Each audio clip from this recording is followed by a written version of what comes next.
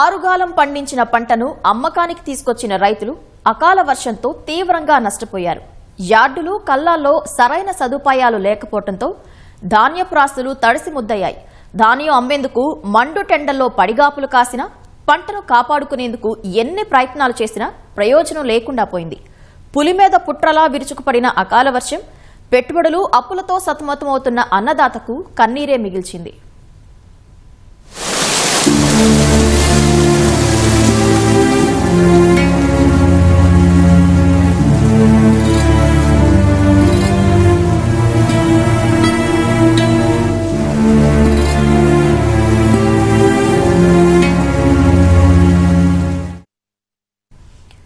అకాల వర్షాలు అన్నదాతకు తీరని నష్టాన్ని మిగిల్చాయి.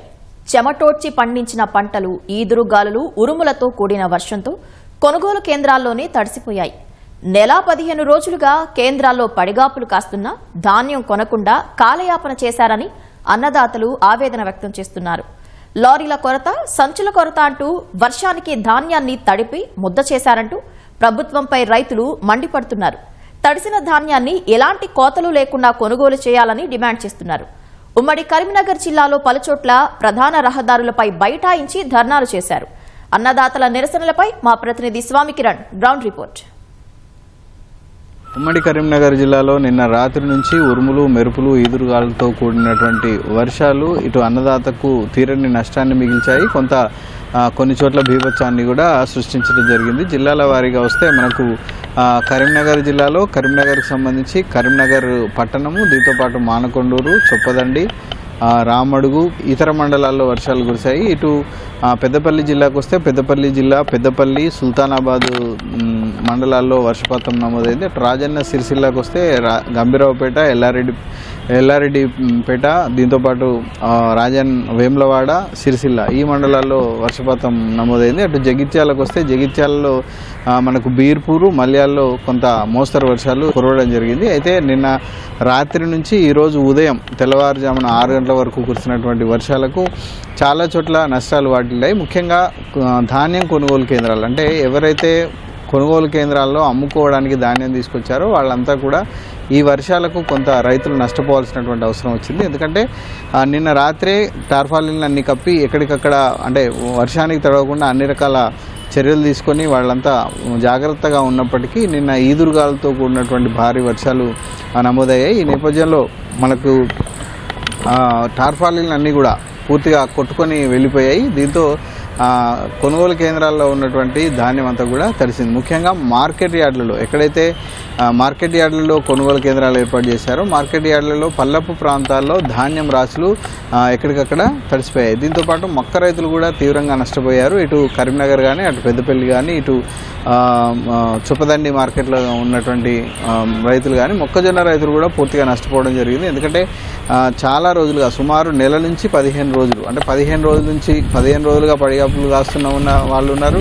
నెల రోజుల నుంచి కూడా పడిగాపులు కాస్తున్న వాళ్ళు ఉన్నారు. వీళ్ళందరికీ కొనుగోళ్లు కూడా చాలా చోట్ల జరగట్లేదు. హమాలీల కొరత అని కొన్ని రోజులు, తర్వాత లారీల కొరత అని కొన్ని రోజులు, దీంతోపాటు థంబ్ ఇంప్రెషన్స్ కోసం 3-4 రోజులు, అసలు తూకాలు చేయడానికి కొన్ని రోజులు, ఇలా సుమారు నెల నుంచి 15 రోజుల వరకు చాలామంది రైతులు కొనుగోలు కోసం వెయిట్ చేస్తున్నారు. కొన్ని చోట్ల తూకాలు అవి కూడా ఉన్నాయి. అంటే కరీంనగర్ మార్కెట్లో కొన్ని తూకాలు వేసినటువంటి మొక్కజొన్న ధాన్యం కూడా ఉంది.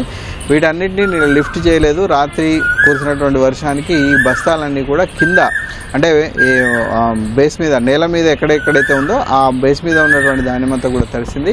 మొత్తంగా చూస్తే ధాన్యం, అటు మొక్కజొన్న రైతులు చాలా నష్టపోయారు. కింద తడిసినటువంటి ధాన్యాన్ని మళ్ళీ ఆరబెట్టి ఇస్తేనే తీసుకుంటామని చెప్పేసి నిర్వాహకులు చెప్పడంతో వాళ్ళంతా వాపోతున్నారు. కొన్ని చోట్ల సిరిసిల్ల జిల్లాలో 3-4 మండలాల్లో రైతులు దీనికి వ్యతిరేకంగా, అంటే తడిచిన ధాన్యాన్ని వెంటనే కొనుగోలు చేయాలని, అలాగే కొనుగోలులో ఆలస్యంలో ప్రభుత్వ నిర్లక్ష్యాన్ని నిరసిస్తూ వాళ్ళు ధర్నాలు కూడా చేపట్టడం జరిగింది. ఇక ఈ తడిసిన ధాన్యం కొనుగోలు కేంద్రాలను, వరి కొనుగోలు కేంద్రాలను ఇటు మాజీ మంత్రి గంగుల కమలాకర్, దీంతోపాటు కేంద్ర సహాయ మంత్రి, హోంశాఖ సహాయ మంత్రి బండి సంజయ్ కూడా కొనుగోలు కేంద్రాలను సందర్శించడం జరిగింది. ఇదంతా పూర్తిగా ప్రభుత్వ నిర్లక్ష్యం కారణంగానే జరిగింది.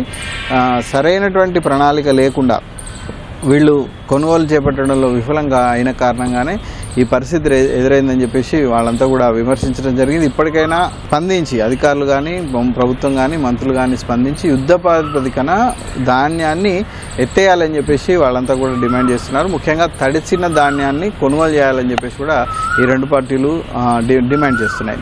మొత్తంగా చూస్తే మొత్తంగా ఈ వానలకు అంటే అకాలంగా కురిసినటువంటి ఈ వానలకు ఈ ఉమ్మడి కరీంనగర్ జిల్లాలో రైతులు నష్టపోయారు. ఇవి కాకుండా కరీంనగర్ టౌన్లో కూడా ఈదురుగాలుల బీభత్సానికి అటు మెట్పల్లిలో కానీ ఇటు కరీంనగర్లో కానీ ఇటు పలు ప్రాంతాల్లో చాలా చోట్ల ఈదురుగాళ్లకు రేకుల షెడ్లన్నీ కూడా లేచిపోయి కొంతమంది నిరాశ్రయులయ్యారు. కరీంనగర్ టౌన్లోనైతే చాలా చోట్ల చెట్లు కూలాయి, విద్యుత్ తీగలు తెగిపడ్డాయి. వీటన్నిటిని కూడా ఉదయానికల్లా అంటే ఉదయం 10 గంటల లోపు వీటన్నిటిని కూడా మరమ్మతులు చేసి విద్యుత్తును పునరుద్ధరించారు. మొత్తంగా చూస్తే వాతావరణం అయితే ప్రస్తుతం సాధారణ పరిస్థితికి వచ్చింది. కానీ అకాల వర్షాలు ఎప్పుడు వస్తాయో తెలియని పరిస్థితి ఉంది. కాబట్టి ఇప్పటికైనా అధికారులు స్పందించి వెంటనే కొనుగోళ్లు అంటే అటు మొక్కల కొనుగోలు కానీ ఇటు ధాన్యం కొనుగోలు కానీ వేగంగా చేపట్టాలని చెప్పేసి ప్రధానమైనటువంటి డిమాండ్ కరీంనగర్ జిల్లా నుంచి వినిపిస్తోంది. ఈ దిశగా ప్రభుత్వం చర్యలు తీసుకోవాలని చెప్పేసి అంతా కూడా ఈ రైతు లోకం విజ్ఞప్తి చేస్తోంది. ఇది ఉమ్మడి కరీంనగర్ జిల్లాలో వర్షాలు దానికి వల్ల ఏర్పడినటువంటి నష్టాల పరిస్థితి. కెమెరామెన్ తిరుపతితో స్వామి కిరణ్, ఈటీవీ న్యూస్, కరీంనగర్.